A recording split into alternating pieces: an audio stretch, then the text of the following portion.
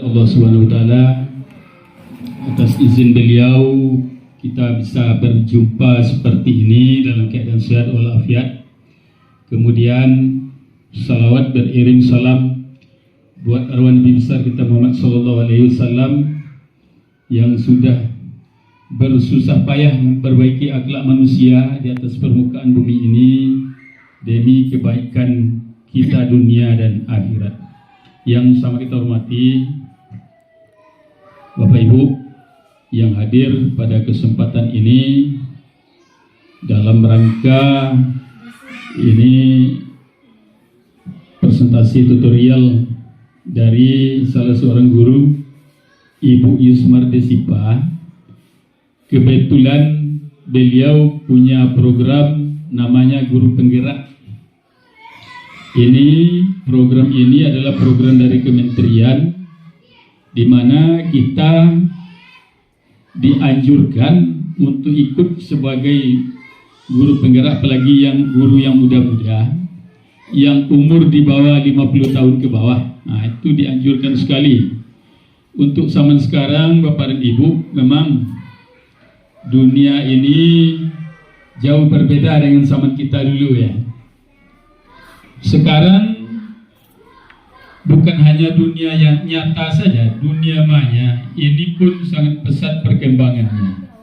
Nah, dimanapun kita tinggal, seperti kampung kita ini jauh selama ini dari jangkauan teknologi.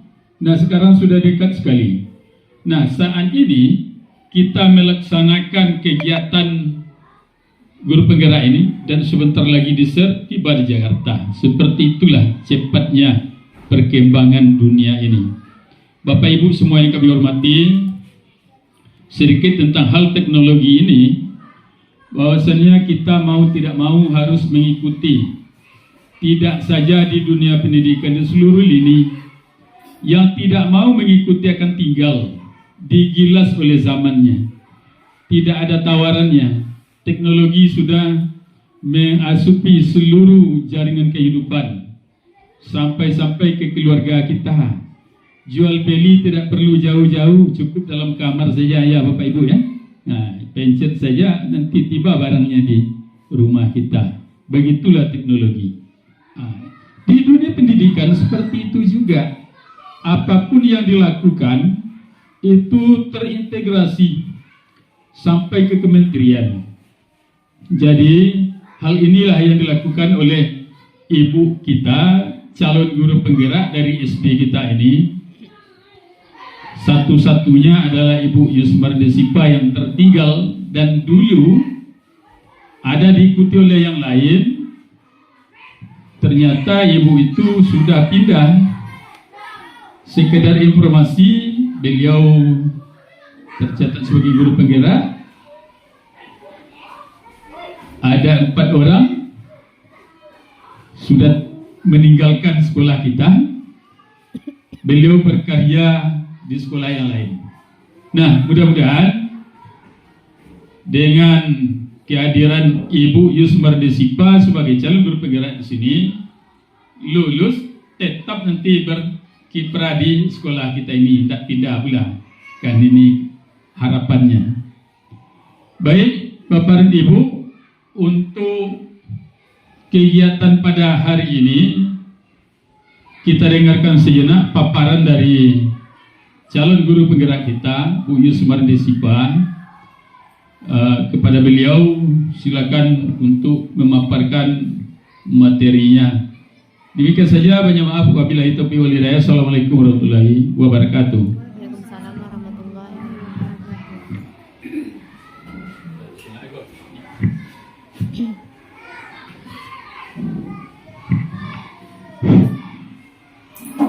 Assalamualaikum warahmatullahi wabarakatuh. Waalaikumsalam warahmatullahi wabarakatuh. Bapak dan ibu-ibu kami jangan kaku ya. Anggap saja kita sekarang ini sedang belajar ya. Jadi kalau saya dan Bapak Kepala mengucapkan salam, ya dijawab seperti biasa. Semangat ya. Assalamualaikum warahmatullahi wabarakatuh. Waalaikumsalam warahmatullahi wabarakatuh. Puji syukur, marilah sama-sama kita kehadiran Allah Subhanahu wa taala, karena berkat rahmatnya sehingga kita dapat berkumpul di ruangan yang sederhana ini. Selawat beriring salam tidak lupa-lupanya kepada Nabi besar Muhammad Sallallahu Alaihi Wasallam yang telah membawa kita semua dari zaman jahiliyah menjadi zaman yang berilmu pengetahuan seperti adanya saat ini. Yang sama-sama kita hormati Bapak Kepala SD 21 Kayuaro. Selanjutnya yang sama-sama kita hormati Bapak Ibu Majelis Guru dan Ibu-ibu yang hadir di ruangan ini. Terutama dan pertama sekali saya mengucapkan terima kasih kepada Bapak Kepala Sekolah beliau telah mendukung saya dalam melaksanakan kegiatan guru penggerak di sekolah ini. Termasuk beliau telah memberikan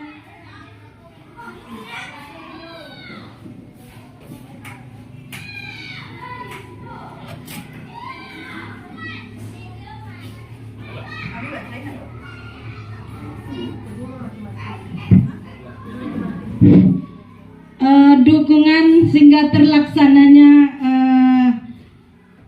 pertemuan kita ini. Selanjutnya saya tidak lupanya berterima kasih kepada Bapak Ibu yang telah hadir saat ini, juga kepada teman-teman sejawat yang telah memberikan dukungan kepada saya selama ini. Baiklah Bapak Ibu, program ini adalah tugas saya menyampaikan diseminasi budaya positif. Artinya diseminasi itu adalah pemaparan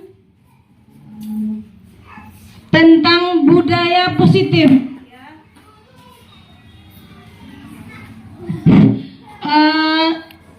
Konsep-konsep inti modul budaya positif. Saat ini kami sebagai guru penggerak telah sampai pada modul 2.1, tapi budaya positif ini adalah modul 1.4. Ini perlu sebagai guru penggerak, perlu kita berkolaborasi baik orang tua murid maupun rekan guru dan kepala sekolah di sekolah ini demi tercapainya murid-murid impian kita. Seperti apa yang saya buat pada pendampingan 2 kemarin, untuk mencapai visi sekolah kita, maka kita perlu melakukan budaya positif di sekolah kita ini. Konsep-konsep budaya positif, Bapak Ibu mungkin tahu kalau kita menyebut budaya positif, berarti apa itu menurut sepengetahuan Bapak Ibu? Disiplin, apa lagi? Silakan Bapak Ibu. Budaya positif, cinta lingkungan, apa lagi? Budaya itu apa pengertiannya Bapak Ibu? Hah? Budaya adalah kebiasaan. Kalau yang positif, positif apa artinya? Kebiasaannya bagaimana? Nah, ya kebiasaan baik. Jadi sini adalah konsep-konsep inti budaya positif itu adalah bagaimana kita menanamkan kebiasaan-kebiasaan kepada siswa kita. Yang pertama di sini akan disampaikan perubahan paradigma belajar. Kemudian disiplin positif. Ketiga, kebutuhan dasar manusia. 4, motivasi perilaku manusia. 5, posisi kontrol. 6, keyakinan kelas. 7, segitiga restitusi, ya.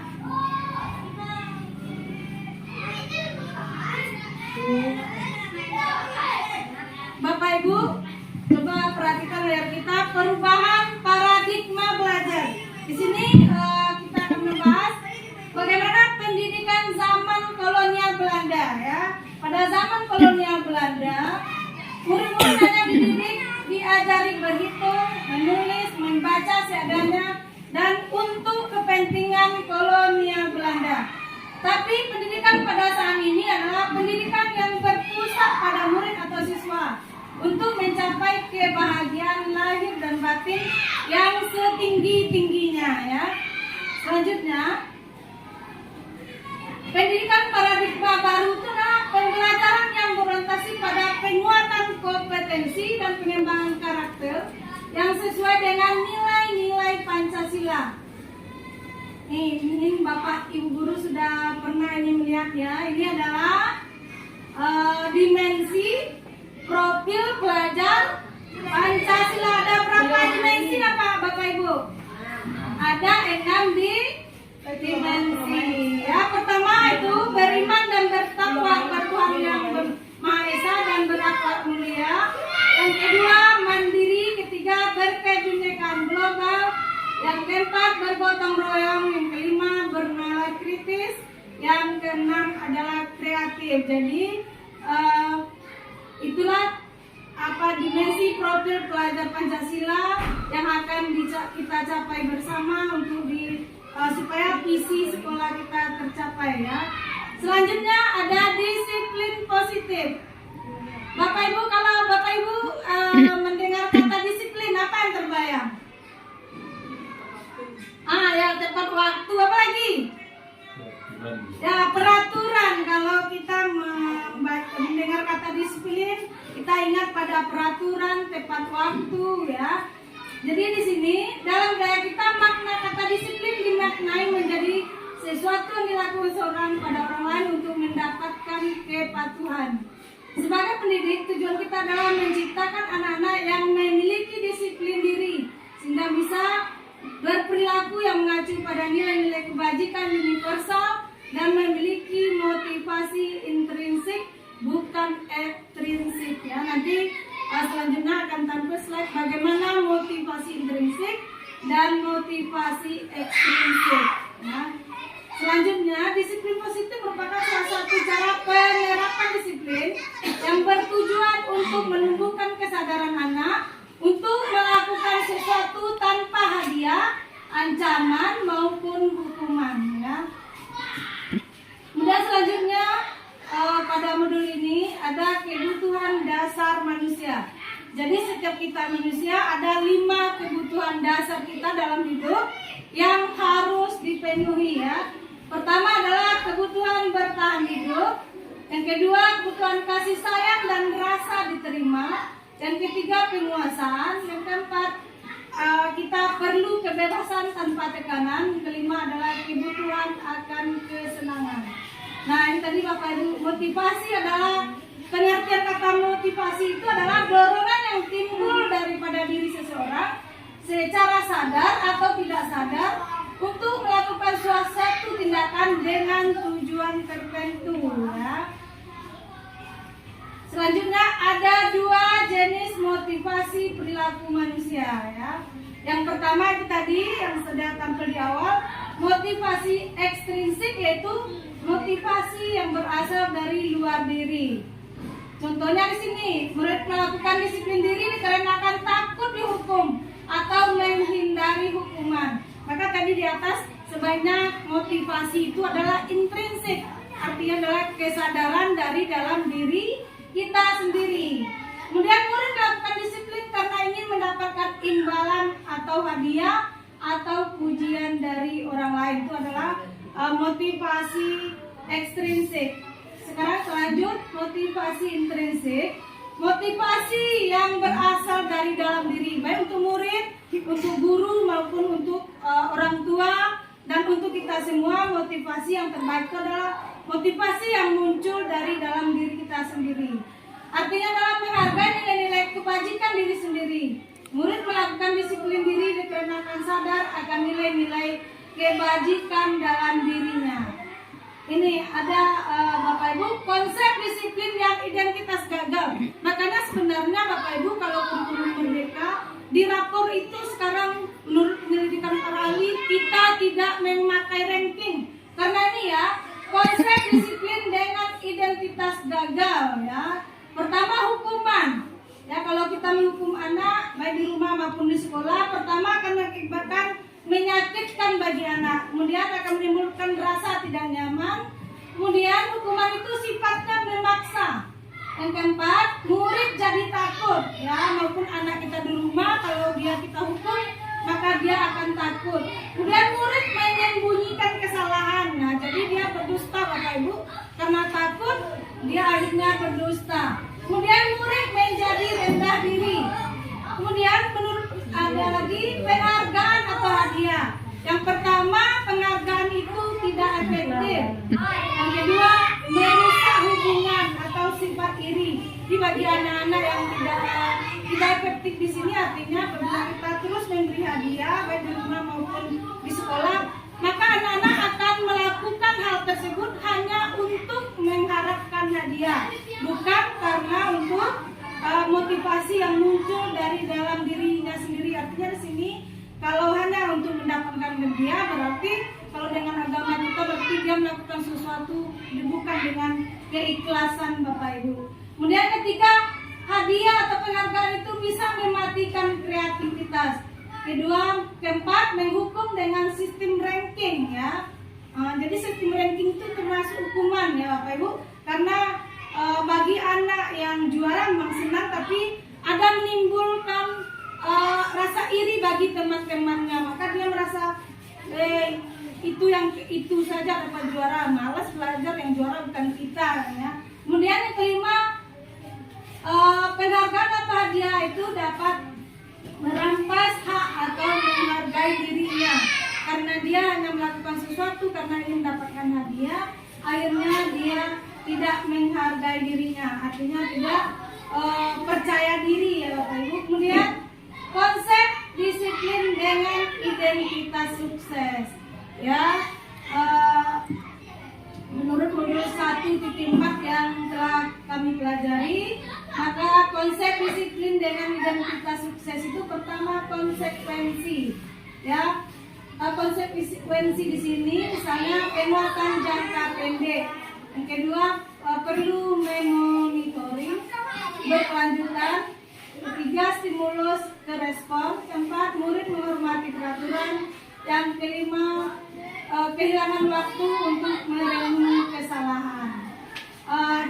Kemudian lagi ada namanya restitusi. Ini adalah konsep disiplin yang sukses. Pertama, murid bertanggung jawab atas perilakunya. Yang kedua, fokus pada pemecahan masalah jangka panjang.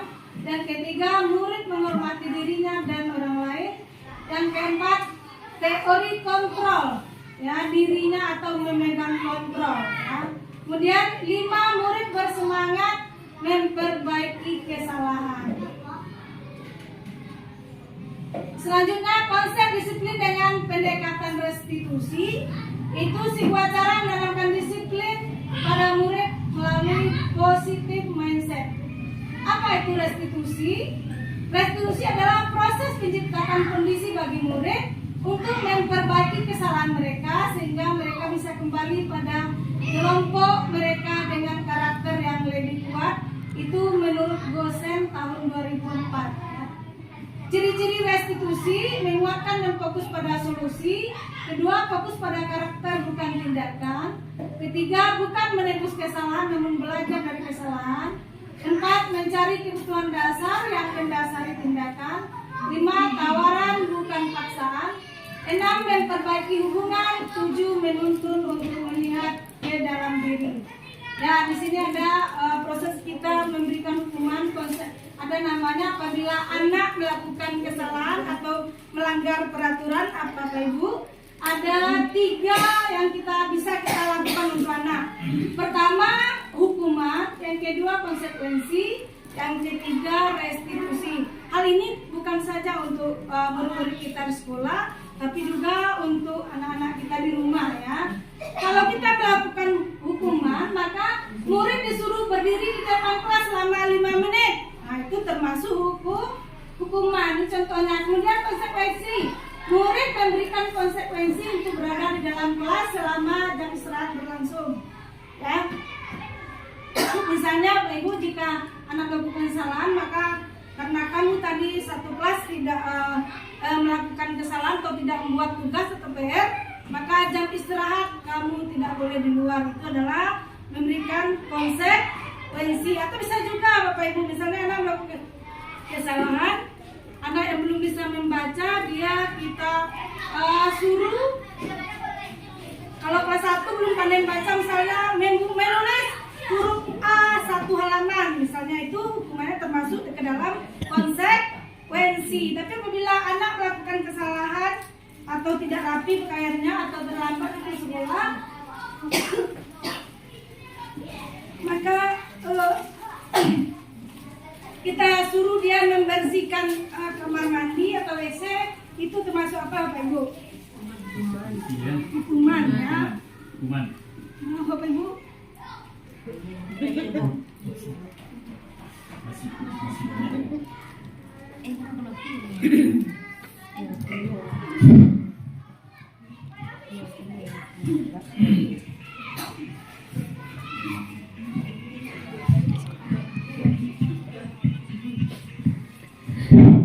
Baiklah Bapak Ibu, tadi kami lupa, silakan roti dan airnya diminum ya. Jangan dibiarkan saja bergeletak di atas meja ya. Nah, kalau dengan restitusi bagaimana pula kalau kita melaksanakan restitusi Bapak Ibu?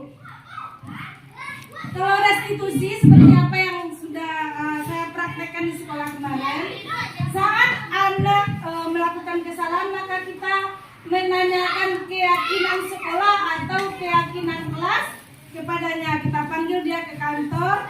Kemudian yang pertama kita lakukan dulu kita menstabilkan identitasnya dulu Bapak Ibu. Misalnya kalau anak berkelahi, kita panggil dia ke kantor. Kita biarkan anak yang misalnya dia menangis, kita biarkan dia curhat, melepaskan isi hatinya. Kita dengarkan dia dulu Bapak Ibu. Kemudian setelah itu guru terbuka dan siswa menghormati dirinya pada orang lain. Kemudian pada temannya yang sedang bermasalah, kita minta pertanggungjawaban secara efektif. Apa yang bisa dia lakukan atas kesalahannya pada teman-temannya. Kemudian berarti di sini kita mengajarkan pada siswa kita untuk bertanggung jawab. Setelah itu kita tanya ya Bapak Ibu, keyakinan sekolah atau kelas apa yang telah dia langgar karena dia berkelahi dengan temannya. Kemudian kita tanya lagi apakah dia melakukan hal tersebut atas kesadarannya sendiri. Ya, menurut pengalaman yang telah saya lakukan kemarin, ketika anak bermasalah seperti itu, kita lakukan dengan restitusi, anak menjadi senang Bapak Ibu. Dia bisa kita menjadi lebih dekat kepada anak. Kemudian ada 5 posisi kontrol guru ya. Dalam belajar ada 5 posisi kontrol guru. Sebenarnya itu tadi yang saya mau tampilkan, tapi karena ada masalah teknik, maaf ya Bapak Ibu. Pertama, posisi kontrol penghukum. Kedua, pembuat rasa bersalah. Yang ketiga, guru ini sebenarnya juga bisa menempatkan posisi sebagai teman bagi muridnya. Yang keempat, sebagai pemantau. Yang terbaik itu adalah posisi sebagai manajer Bapak Ibu. Di sini ada contoh kasus ya. Yang kalau penghukum itu artinya adalah apabila anak melanggar aturan. Aturan itu berarti dibuat oleh satu pihak. Kalau murid berarti sekolah atau guru yang membuat aturan kemudian dilanggar oleh anak. Ini seperti gambar ini Bapak Ibu, penghukum patuhi aturan sekolah lalu berdiri di barisan lain. Kemudian membuat rasa bersalah itu, berapa kali Bapak bilang sama kamu atau Ibu bilang bahwa Bapak kecewa sama kamu. Ungkapan seperti itu adalah membuat anak merasa bersalah ya. Pembuat berarti guru telah melakukan posisi kontrol pembuat rasa bersalah. Kemudian sebagai teman, ayolah yang tertib. Ya, buat Bapak Ibu, guru bangga. Nah, kali ini tidak apa-apa berbuat salah. Nah, artinya di sini kita sebagai teman, jadi anak tidak takut pada kita Bapak Ibu. Kemudian sebagai pemantau ya, kamu sudah melanggar apa peraturan sekolah kita dan apa konsekuensinya ya. Seperti tadi, kamu telah melanggar peraturan sekolah kita, hukumannya itu bukan kita yang menentukan Bapak Ibu, atau boleh kita, tapi bukan hukuman yang membuat yang bermanfaat lah misalnya kepada arahnya kepada pendidikan. Seperti tadi disuruh anak yang tidak bisa membaca, kita suruh dia membaca 2 paragraf misalnya kan, atau 1 paragraf. Itu artinya dia dihukum tapi dia mendapatkan suatu manfaat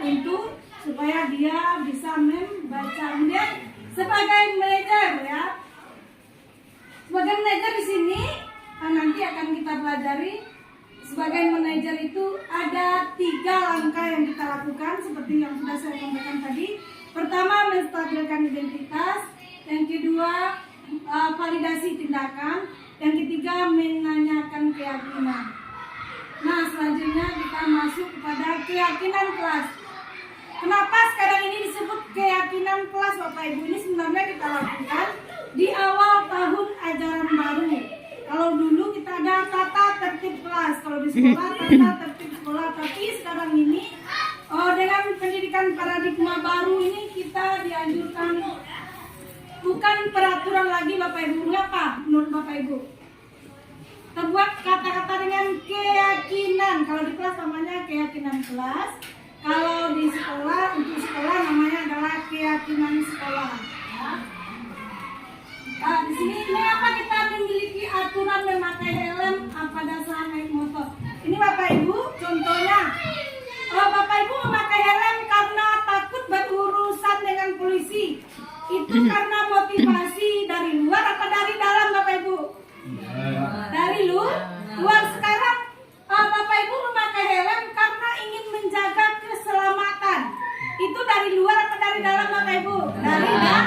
Makanya mengapa sekarang ini bukan peraturan? Karena peraturan ini berasal dari ada pihak lain yang membuat tanpa adanya kesepakatan atau meminta persetujuan dari yang akan melaksanakan peraturan tersebut. Misalnya sini lagi, mengapa dulu saat pandemi COVID-19 kita memakai masker? Ya, apakah untuk kesehatan tujuan kita atau karena perintah dari pemerintah, misalnya anjuran dari pemerintah? Kalau untuk kesehatan berarti itu dari dalam diri sendiri munculnya, itu disebut dengan keyakinan. Jadi pembelajaran kita ini seharusnya kata disiplin peraturan itu timbul dari diri kita masing-masing. Kalau timbul dari luar, makanya baik di sekolah atau di rumah maupun masyarakat, aturan itu banyak yang dilanggar, Bapak Ibu. Ketika kita disuruh memakai helm naik sepeda motor, maka kita tidak memakai helm karena dia hanya peraturan. Perasaan kita kan sebaiknya kita harus bukan berasal karena peraturan, tapi berasal karena keyakinan kita, ya. Jadi begitu juga di sekolah. Mengapa disuruh anak berpakaian rapi, tapi banyak juga yang tidak mau berpakaian rapi, yang tidak pakai sepatu, kan? Itu karena dia merasa adalah peraturan. Jadi saat ini Bapak Ibu kita dianjurkan bukan peraturan tapi keyakinan. Artinya kalau di kelas kita itu ini adalah contoh bagaimana kita membuat keyakinan kelas, ya Bapak Ibu. Pertama, di awal tahun pelajaran masing-masing kita guru kelas dianjurkan kalau keyakinan kelas itu kita buat kita bagikan dulu sticky note itu yang pink di papan tulis itu ada warnanya pink, ada warnanya kuning, ada warna biru, ada macam-macam warnanya, Pak Ibu. Kita suruh anak mengemukakan pendapatnya, ya, idenya. Kita minta anak-anak sekarang ini adalah tahun ajaran baru. Dalam belajar ini kita perlu membuat kesepakatan dulu, Bapak Ibu. Apa-apa saja yang akan kita tetapkan dalam sekolah kita ini, atau kalau di kelas, dalam kelas kita ini. Saat guru belajar akan tidak boleh, misalnya kan, kemudian anak kita minta untuk menuliskan pada sticky note, kemudian diminta dia menempelkan ke papan tulis. Misalnya kita buat dulu kesepakatan, mungkin ketika anak menyampaikan ide tadi ada kalimat-kalimatnya berbentuk negatif, misalnya kan tidak boleh terlambat, itu kan kalimat negatif, Bapak Ibu. Jadi nanti misalnya tidak boleh makan sambil belajar, misalnya kan, tidak boleh tidak membuat PR, misalnya kan, tidak boleh berkelahi dengan teman, kemudian jadi kata-kata tidak atau jangan itu kita ubah menjadi kalimat positif, Bapak Ibu. Kita rumuskan bersama, kalau ada yang mengarah sama nanti kita jadikan satu. Misalnya tidak boleh terlambat itu kita buat menjadi disiplin waktu misalnya kan. Kemudian kata-kata tidak boleh makan itu kita ganti menjadi menghormati teman atau menghormati guru ya. Kemudian seperti ini Bapak Ibu. Jadi masuk kelas mengucapkan salam dan tepat waktu. Jadi saat anak misalnya dia datang terlambat berarti dia telah melakukan pelanggaran terhadap keyakinan kelas. Kemudian kita tanya anak tersebut keyakinan kelas mana yang telah mereka langgar. Kemudian misalnya tidak boleh membuang sampah di dalam kelas atau di halaman sekolah. Itu termasuk kita buat kalimatnya, keyakinannya menjaga kebersihan kelas.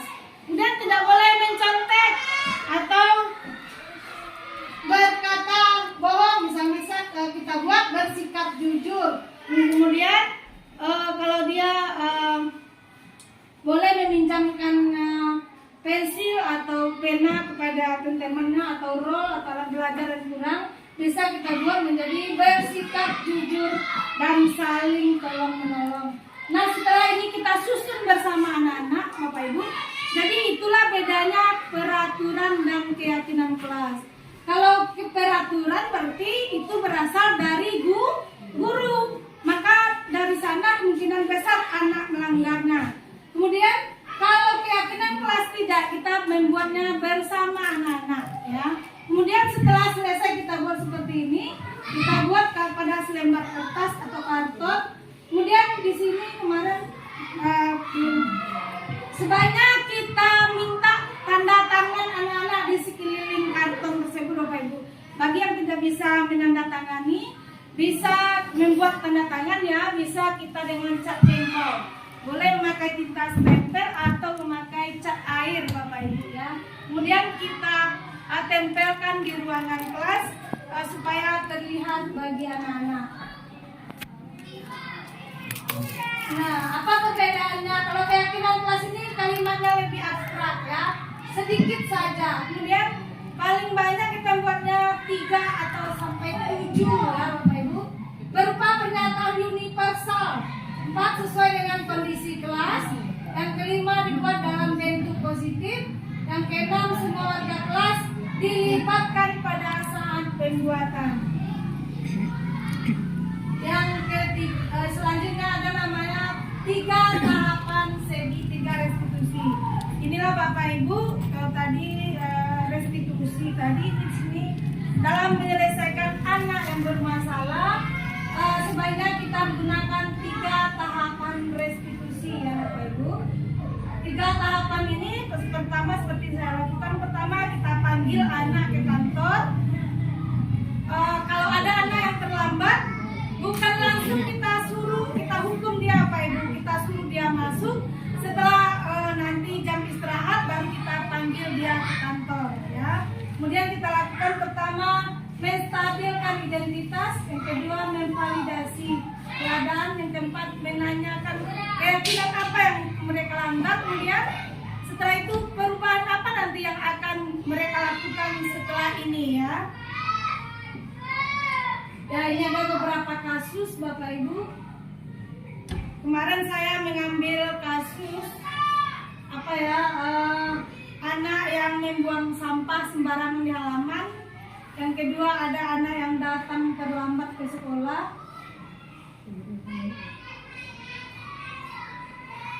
Kemudian diminta tanggapan siswa itu setelah kita melakukan 3 restitusi tadi. Maka kita minta tanggapan mereka, apa tanggapan mereka tentang diskusi yang telah mereka lakukan kepada yang telah kita lakukan kepada mereka.